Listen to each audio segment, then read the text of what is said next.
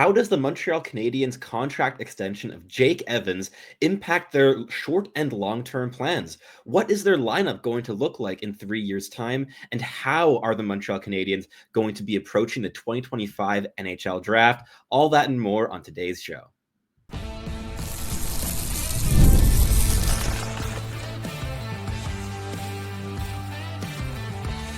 You are Locked On NHL Prospects, part of the Locked On Podcast Network. Your team every day. Hello, and welcome back to Locked On NHL Prospects, part of the Locked On Podcast Network, your team every day. On this show, we break down everything prospects related for you 5 days a week, Monday through Friday. I'm your host, Sebastian High, the USHL scout over at Elite Prospects. And on today's show, we're going to be diving into the Montreal Canadiens for a little bit, as we did on yesterday's episode, which will be linked up in the cards above, where we broke down the Seth Jones and Spencer Knight trade and then dove into the ripple effect that trade's going to have on the Chicago Blackhawks organization moving forward, and also delving a little bit into theoretical games of what the lineup could look like in 3 or 4 years down the road. We're using the Jake Evans contract extension as a similar excuse to dive into the Montreal Canadiens on today's episode, delving into the prospects that could be on this team in 3 years' time. But as the main central focus in the first segment, we're going to be focusing on Jake Evans, what he means to this team, as well as the implications of his extension now on the forward core moving forward. In the second segment, we're going to be focusing in on the defensive core and the goaltending, what that might look like in years ahead, what depth is going to be coming in, and where perhaps the Habs could still strengthen. And then in the final segment, we're going to be doing a little preview for the 2025 NHL draft, in which the Montreal Canadiens hold a whopping 7 picks in the first 3 rounds, 2 firsts, a pair of seconds, and 3 third-round picks. There's a lot of capital there that the Habs can work with, and I think that moving some of that could be really interesting, but we'll delve into that a little bit more in that final segment. So make yourselves comfortable wherever or whenever you might be listening to this show. I hope you're having a good day, and let's just dive straight into the episode here with Jake Evans. And this is a contract extension that, personally, as somebody who grew up in Montreal and has been following this team for well over a decade at this point, Jake Evans has always been a player I really liked. I remember when he was drafted in 2014 in the 7th round, and I remember him coming through the ranks, playing solid hockey at Notre Dame in the NCAA, making the leap to the AHL, and then really focusing in on him as he was a Laval Rocket, and then he came into the NHL. And from his first professional games in Laval, he's been a player I've loved watching on every shift. Just that consistent intensity, really intelligent habits. He's a very just pragmatic kind of player who makes good decisions on a reliable basis, positionally sound defensively, really active stick, has become a true PK specialist, having played the most penalty kill minutes of any forward over the last 3 seasons in the National Hockey League. Just this season, he's been averaging almost 3 minutes on the PK every single game, while also seeing increased responsibilities at even strength with a really good combination with Emil Heineman at his left and Yoel Armia on his right. Just 3 intense, physically engaged, but also intelligent and defensively responsible players that have been a lot to handle for teams across the league this season. But Jake Evans signing for 4 seasons at $2.85 million is, in my eyes, a great value contract for the Montreal Canadiens. Kent Hughes showing his contract negotiation skills that he honed over decades of working as a hockey agent and signing contracts such as that Darnell Nurse extension in Edmonton that I know a lot of fans aren't so happy about. But from the player's side, that was negotiated by Kent Hughes.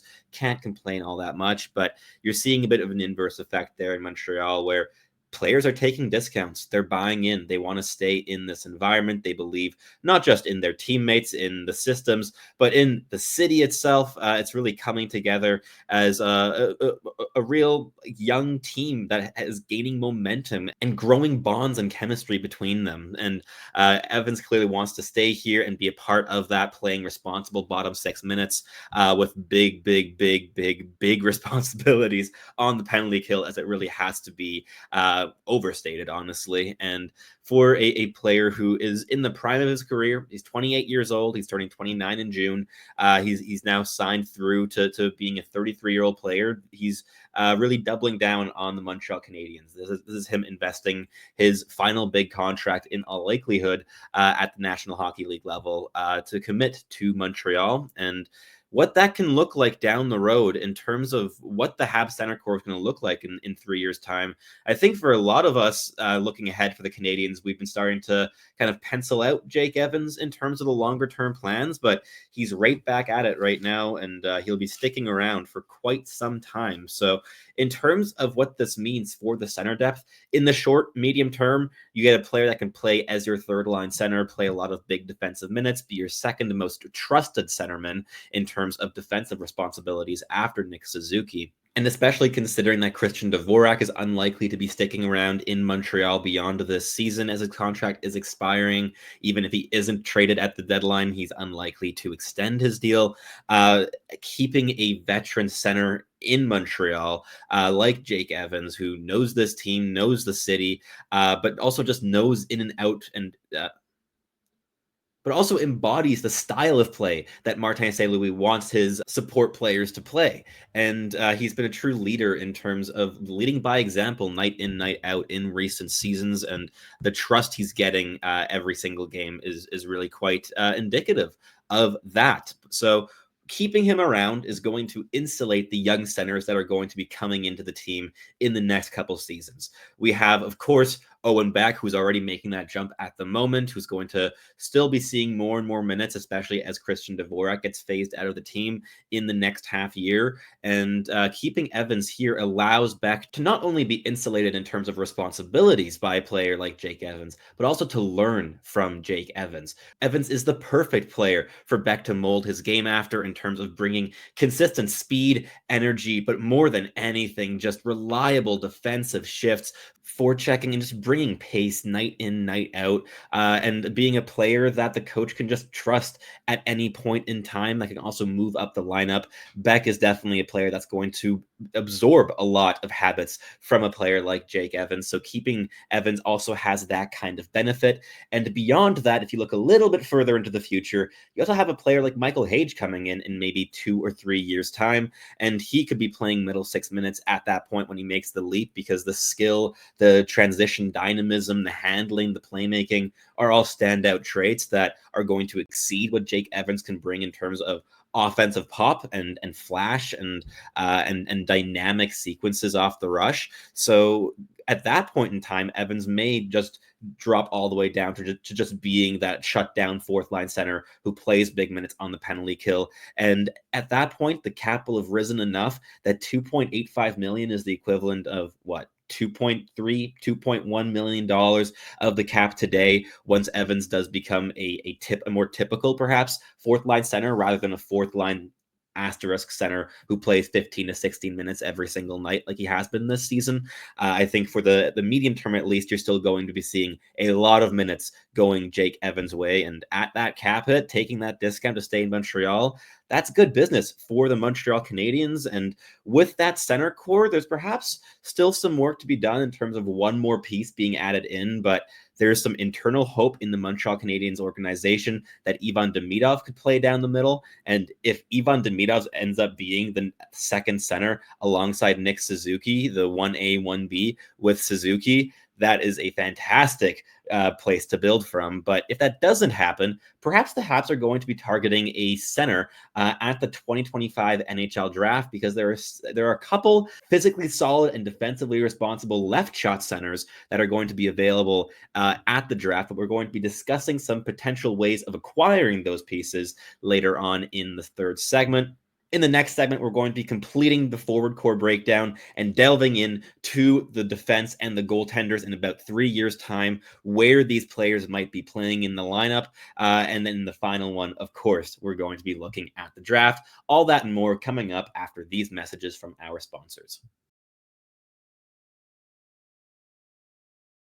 Looking for a snack that's both delicious and nutritious? Crack into a good source of protein with Wonderful Pistachios. Wonderful Pistachios is one of the highest protein nuts. Each 1 ounce serving has 6 grams of protein, giving you over 10% of your daily value. Plus, they're packed with fiber and better for you unsaturated fats to help keeping you feeling fueled for longer. Personally, I love the no shells variety. It's the perfect grab and go snack for my busy days. Whether I'm snacking at my desk, on a road trip, or just need a quick protein boost, they're always my go to. And if you love to crack open every single shell with that satisfying crunch, the in shell options are a great and classic favorite. Get snacking and get cracking with the snack that packs a protein punch. Visit wonderfulpistachios.com to learn more.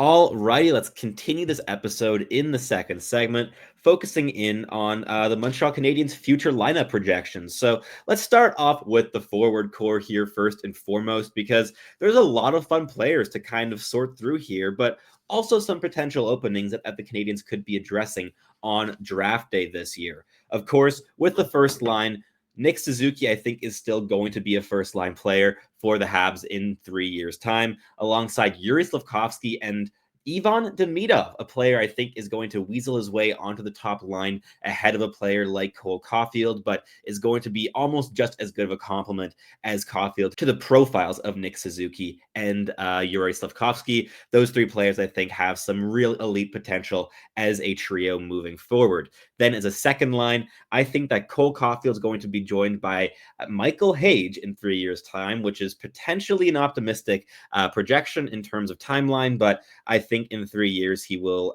be a second line piece in his sophomore NHL season. And then at the right side, I think that it's going to be a 2025 NHL draft pick or Patrik Laine. So you have these 2 pieces that, depending what that selection ends up being, can get shuffled around the lineup in a bit of a different way. If that pick ends up being a player like Porter Martone or Roger McQueen, who are these big, powerful, highly skilled right shot power forwards, I think then they slot in there perfectly on the right side. Or if you go more along the road of a center, and this is also in a situation of the Habs trading up in the draft, which we'll be discussing a bit more in the final segment, then I think players like Anton Frondell and Kyle Desnoyers would be really interesting targets for that second line center position down the road, which could allow Michael Hage to move to the wing. And I think that a line of like Hage, Desnoyers, and Cole Caufield as a second line could do a lot of work in various ways as well. But moving on to the third line, I have Alex Newhook, Owen Beck, and for now, Patrik Laine. This is considering that the 25 pick would be traded up and be a potential top 6 piece, allowing Patrik Laine to play on the third line if he sticks around with the contract extension. So again, asterisk on that one. He might not be. He might be a player that gets flipped. He might just move as a free agent at the end of his contract. We don't know this just yet, but if he sticks around, I think that sheltered 5-on-5 minutes, but a big role in the power play will continue to be his role moving forward for the Montreal Canadiens, and he'd be joined by Alex Newhook there and Owen Beck to add some speed to that line, because that's certainly not something that Patrik Laine offers, but also some defensive responsibility with Owen Beck and some real transition upside and playmaking flashes with Alex Newhook, who I really hope is able to find his niche as also potentially a bumper scorer in the NHL. I think that would work really well with these 2 line mates on a third line. Then for a fourth line, Emil Heineman, Jake Evans, and Oliver Kapanen is my projection as of right now. I think Heineman and Evans are just going to be a duo that stick together for quite some time. Whether they're still together in 3 years' time remains to be seen, obviously, but I think there's potential to work with moving forward with those pairings. I add in Oliver Kapanen, who can also play at center. Importantly, he's also a left shot center, so he could take different draws to Jake Evans and be complementary in that facet, and also brings that physicality and defensive work rate and habits that would be necessary in this fourth line capacity to complete those 2 line mates. But there are some other forwards that I really wanted to weasel in to this lineup, but wasn't quite able to, that I want to give shout outs to, that will be in contention around this time, and potentially just high-end AHL pieces. First and foremost, a player that could definitely be in the bottom 6 of this group, Joshua Roy. He's taken a bit of a step back in his development this season, but still a player with high-end intelligence that I think could be a really skilled and also pacey player in a bottom 6 capacity in the next couple of seasons. Where he would fall with these other players there, we'll have to see. Some players will get moved. Not all these players are still going to be in the organization at that point in time, but can only work with what's available here to us right now. But Joshua was definitely a big contender to be a part of that. Now moving on to other players that have yet to make their NHL debuts that I think could be interesting bottom 6 pieces. Vincenz Rohrer is top of my list. Player I've loved to watch in junior hockey. Watched him in Ottawa in his draft year and draft +1 seasons. Really high motor, checking forward, playing in the Swiss National League this season and last year as well. He's now won the Swiss League. He's now won the European Champions Ice Hockey League with the Zurich Lions. And it's just been a really great development for this player. He's young, he's intense, he's projectable, some good playmaking flashes, really high physical intensity, good leverage of mechanics. So he's undersized, but he's able to get underneath opponents. He's a player I think could definitely work his way into Montreal's fourth line in the next couple seasons. Philip Mesar, also a player that has some real skill that he's been showing a bit in the AHL with Laval this season, but he's struggled with injuries this campaign, but could still work his way into an NHL lineup. And then last but not least, we have Tyler Thorpe, big playmaking, physical 6'5" right winger playing with the Vancouver Giants in the WHL, as well as Luke Tuch, who has been playing that checking intense role in Laval this season in the middle 6. He could also be a fourth line guy for the Habs when need be, or could just be a 13th forward option as well in a couple years' time. But let's move on to the defensive core. I think there's perhaps less projection involved here. There's more pieces that are perhaps set in stone. On the left side, number 1, number 2, I think are pretty set. You have Laine, Hutson, and Caden Guhle. Guhle's locked up long-term, 6-year contract at $5.5 million, kicking in next season, as well as, of course, Laine Hutson as the number 1 defenseman on the left side in 3 years' time, potentially a point-per-game player by that point in his career. And I think he'll be joined on that top pairing by David Reinbacher. Despite the big injury this season, he's back to playing hockey with the Laval Rocket. He's looked okay. He's definitely still shaking off some rust, but a player that I think that with his mobility, his defensive habits, his just proactive skating and physicality, that is going to be a good complement for a player like Laine Hutson. And I have my fingers crossed that in 3 years' time, he'll be able to establish himself as a number 2 defenseman in the National Hockey League. Then on the second pairing, I have Caden Guhle joined by Logan Mailloux with a big asterisk next to his name. If Mailloux is able to entrench himself as an NHL caliber defenseman and shore up the defensive mishaps, then I think he could be this complement for Caden Guhle. Bring a more offensive element to that second pairing would be rather complimentary. However, if that doesn't happen, I think that Mailloux is a candidate to be flipped by the Montreal Canadiens in the next year or two to open up potentially a different spot for a right shot defenseman, potentially also via trade of trading a first-round pick, trading a prospect, making a deal for a high-value right shot D to work alongside David Reinbacher moving forward on that right side of defense. And then for the third pairing, I've settled on Arber Xhekaj with Bogdan Konyushkov, a potentially interesting pairing and an unusual pair of names to put together for future projections, perhaps. But Xhekaj, with his physicality, is a unique piece in the Montreal organization that I believe they really value and they're going to want to hang on to. Jaden Struble could also be a candidate for that role still in a couple years' time. But Xhekaj is a more unique player in terms of what he brings to the ice. And Bogdan Konyushkov has been an absolute minute muncher in the KHL. He's completed the most passes of any player in the entire KHL this season with Torpedo Nizhny Novgorod, and has just been a real conductive player there for that team, playing big minutes and a big responsibility. I think that he could be a puck-moving piece on a third pairing down the line, but he's going to really have to work on his skating in order to get to that point. A couple honorable mentions, of course, here: Jaden Struble, Adam Engström, a player I really like, and I actually think would potentially be the best candidate for that third left shot defense position because he's so mobile. He's grown his game this season in Laval. I've liked what I've seen. I don't think it's the most likely outcome, perhaps, with Xhekaj and Struble blocking the way, but he's a player I really like, as well as Alex Carrier might still be around on that right side of defense, in which case maybe Konyushkov doesn't end up taking that spot, as well as Owen Protz, who could be bringing a physical element as a number 7 defenseman in about 3 or 4 years' time. But let's wrap up this second segment by looking at the netminders, and I think that it's relatively straightforward here. The one wild card being Samuel Montembeault, whether he's still going to be in Montreal in 3 years' time at the end of his contract.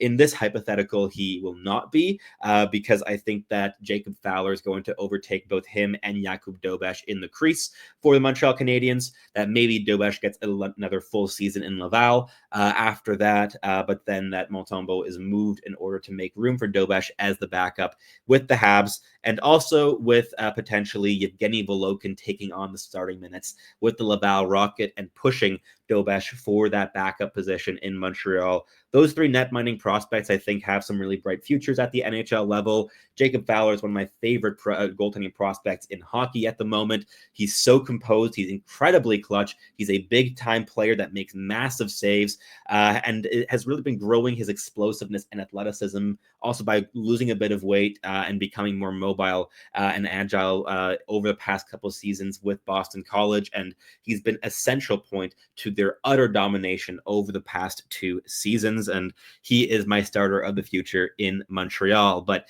in the final segment, we'll be wrapping up the show by looking at the 2025 NHL draft for the Montreal Canadiens, what kind of players they might be targeting in the first, second, third, and depth rounds of the draft. All that and more coming up after these messages from our sponsors.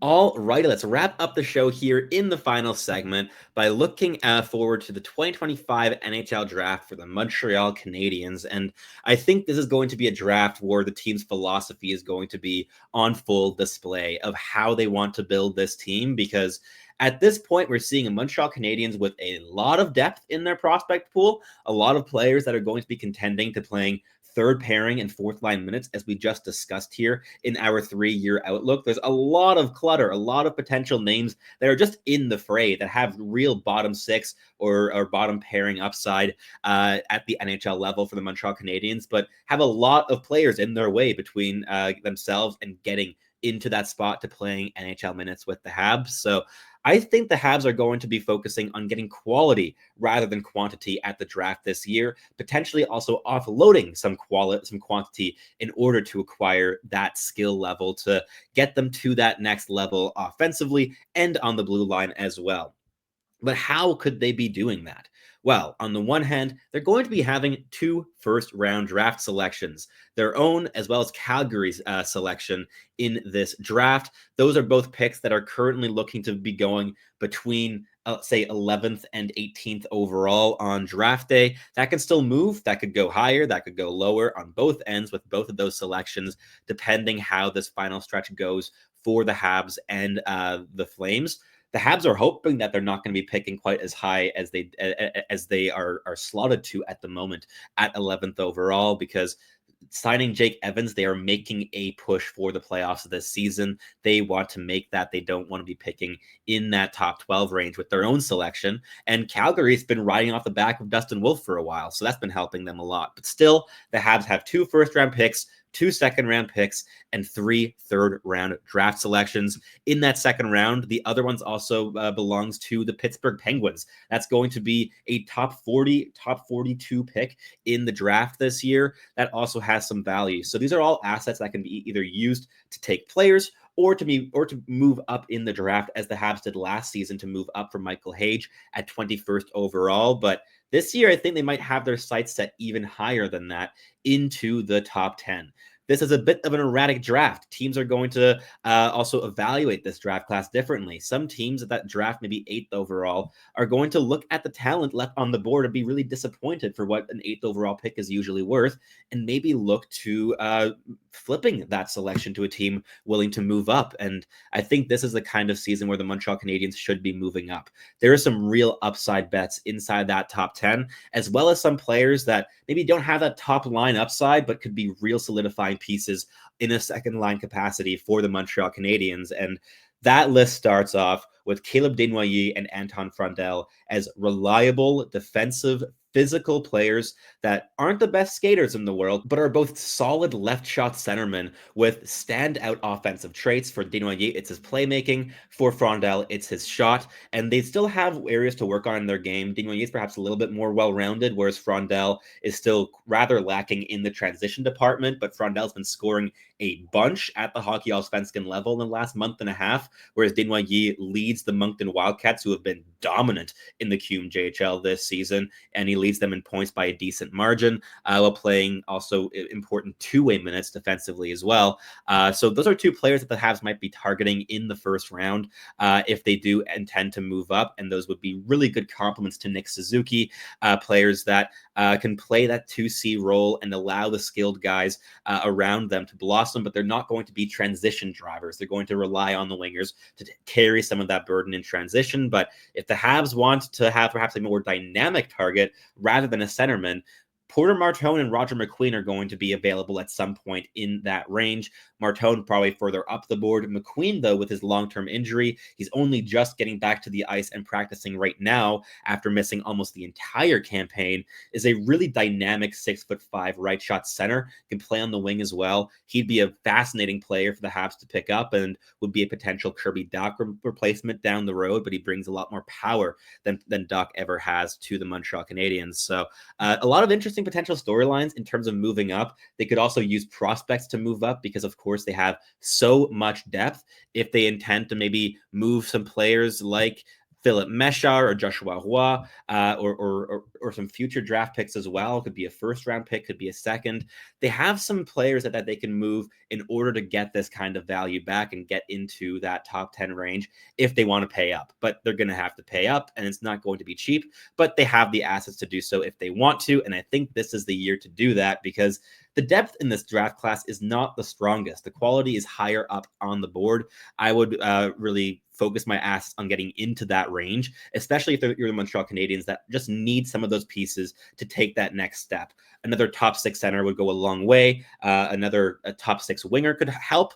Instead, if you trust that Michael Hage is going to be your 2C of the future. But beyond that, in that late first, second, third round range, I think the Montreal Canadiens should be targeting some big mobile right shot defensemen. Some names that come to mind from my area of the woods, also on the left side here, but just players to stabilize the defensive core, would be Jacob Rombach in the early second round, Sean Barnhill in the third round. There's 2 USHLers I've liked this season. If you're picking more in that second round, you want some more upside with some high level mobility and physicality, Charlie Trethaway could be interesting. Carter Amoko has some real upside, and he missed his entire draft year, so he could be a potential value swing who slips due to his injury. But he was a pretty much consensus first round pick before he went down in November with a really awkward knee injury on a seemingly nothing play, which was unfortunate to see. But I think adding at right shot defense would be a really valuable thing for the Canadiens in the draft this year.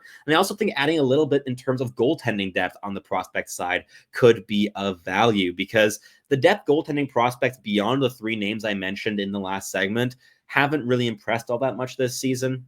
Guys like Emmett Croteau, Mikas Vekvanags, Quentin Miller, Joe Verbetic, these are not players that I think have all that much NHL potential. And I think adding a little bit more depth and quality with players like Jack Ivankovic available, maybe Pyotr Adrianov if you want to take a swing in the second round, love Herenstram as well in that range.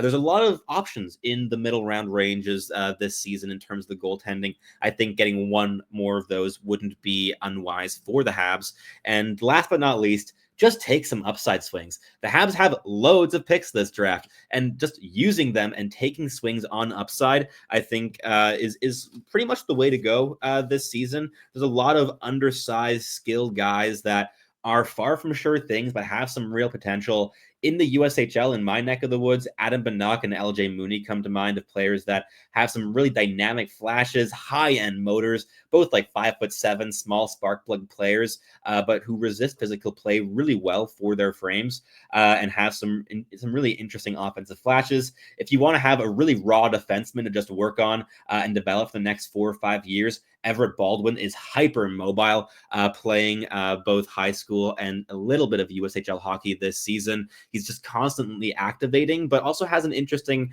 conservative approach to defending the rush. He leaves pretty big gaps and allows his mobility to just shut things down when he feels like things are ramping up in terms of pressure. And last but not least, in terms of a potential D+1 swing as an undersized forward, Topias Hunanen is almost at a point per game this season in Liga. He was draft eligible last season the first time around, and just a super intense, high motor, playmaking forward with some just dynamic flashes of playmaking at the junior level that he wasn't showing professionally last season yet, but have been really, really showing through this campaign. He's earned himself a pick. The Habs like drafting out of Finland. He'd be a player I would target in that 4th, 5th, 6th round range who plays with that Montreal Canadiens brand of hockey, but of course is also a bit more of an undersized guy. So that wraps up this third segment, and with that, the episode. I hope that you Habs fans enjoyed this breakdown of the organization, of the Jake Evans deal, and the ripple effect that that's going to have